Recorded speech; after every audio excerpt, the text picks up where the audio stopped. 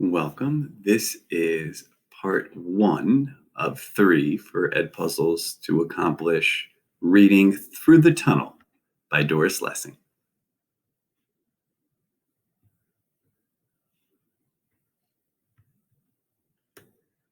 Going to the shore on the first morning of the vacation, the young English boy stopped at a turning of the path and looked down at a wild and rocky bay, and then over to the crowded beach he knew so well from other years. His mother walked on in front of him, carrying a bright striped bag in one hand. Her other arm, swinging loose, was very white in the sun. The boy watched that white naked arm and turned his eyes, which had a frown behind them, toward the bay and back again to his mother. When she felt he was not with her, she swung around. "Oh, there you are, Jerry," she said. She looked impatient, then smiled. "Why, darling, would you rather not come with me? Would you rather?" She frowned, conscientiously worrying over what amusements he might secretly be longing for, which she had been too busy or too careless to imagine. He was familiar with that anxious, apologetic smile. Contrition sent him running after her. And yet, as he ran, he looked back over his shoulder at the wild bay, and all morning, as he played on the safe beach, he was thinking of it.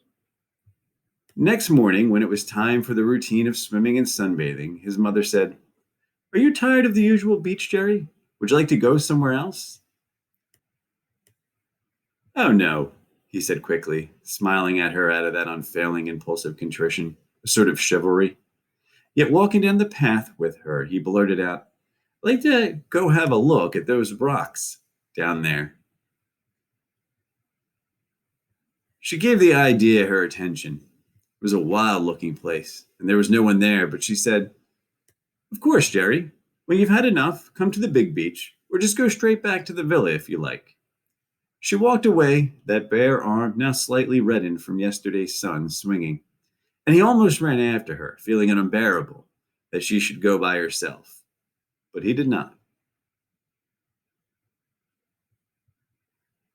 She was thinking, "Of course he's old enough to be safe without me. Have I been keeping him too close? He mustn't feel he ought to be with me. I must be careful." He was an only child, 11 years old. She was a widow. She was determined to be neither possessive nor lacking in devotion. She went worrying off to her beach. As for Jerry, once he saw that his mother had gained her beach, he began the steep descent to the bay. From where he was, high up among red-brown rocks, it was a scoop of moving bluish green fringed with white. As he went lower, he saw that it spread among small promontories and inlets of rough, sharp rock, and the crisping, lapping surface showed stains of purple and darker blue. Finally, as he ran, sliding and scraping down the last few yards, he saw an edge of white surf and the shallow, luminous movement of water over white sand, and beyond that, a solid, heavy blue. He ran straight into the water and began swimming. He was a good swimmer. He went out fast over the gleaming sand, over a middle region where rocks lay like discolored monsters under the surface. And then he was in the real sea, a warm sea where irregular cold currents from the deep water shocked his limbs.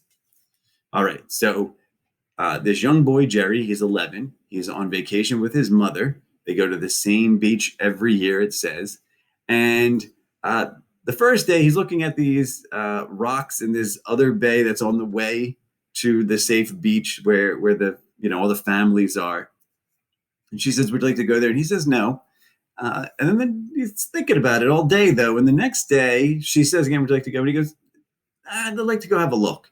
And so he, watches her get to the beach, and he heads down to this, this rocky kind of bay that doesn't really have a beach, and there's nobody there. And it's a little bit more enticing to maybe a teenager kind of mentality rather than the beach of the kids. And so he goes in there, and it says it's the real sea. His limbs are kind of shocked. Now, he's a great swimmer, his mom notes, and I think we can believe that.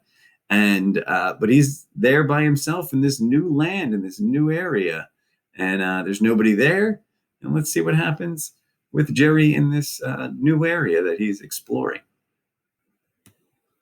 When he was so far out that he could look back not only on the little bay, but past the promontory that was between it and the big beach, he floated on the buoyant surface and looked for his mother. There she was, a speck of yellow under an umbrella that looked like a slice of orange peel. He swam back to shore, relieved at being sure she was there, but all at once very lonely. On the edge of a small cape that marked the side of the bay away from the promontory was a loose scatter of rocks. Above them, some boys were stripping off their clothes. They came running naked down to the rocks. The English boy swam toward them, but kept his distance at a stone's throw. They were all of that coast. All of them were burned smooth, dark brown and speaking a language he did not understand. To be with them, of them, was a craving that filled his whole body. He swam closer. They turned and watched him with narrowed, alert, dark eyes. Then one smiled and waved. It was enough. In a minute, he had swum in and was on the rocks beside them, smiling with a desperate, nervous supplication. They shouted cheerful greetings at him, and then, as he preserved his nervous, uncomprehending smile, they understood that he was a foreigner strayed from his own beach, and they proceeded to forget him. But he was happy. He was with them. So there's some boys at the bay. They take off their clothes because they don't want to get their clothes wet. They live there. They're this is their community, their town. It says they're speaking language he doesn't understand. It mentions that he's British. He's probably vacationing in southern France, a popular landing spot for people who vacation from England. They hop over to France. It's not too far. And so that's assumedly where he is. So they're speaking French. He doesn't know any of it. But he wants to be among them, and he's kind of doing that. They're kind of ignoring him. Like if you had like your younger sibling was coming along with you someplace, like they're there, but they're not really like, participating in the events. And the fact that they're naked, I wouldn't read much into. Again, they're just trying to keep their clothes dry so that they can continue doing or going wherever they were going after they're done swimming. So we're going to pause there and then pick up with the second Ed puzzle and see where this goes with Jerry exploring this new place.